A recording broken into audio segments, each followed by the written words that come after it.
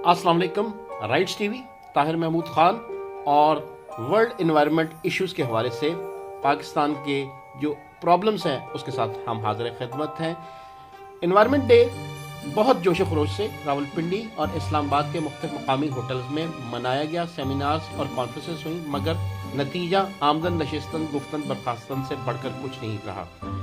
कहा गया कि हुकूमत को ये करना चाहिए पॉलीथीन बैग्स, एमिशंस, उसके साथ ही साथ एफ्लुएंट्स और सेवरेज, गार्बेज और माहौल की प्रॉब्लम्स को तय किया जाए। सुनिएगा इसका रिजल्ट क्या था।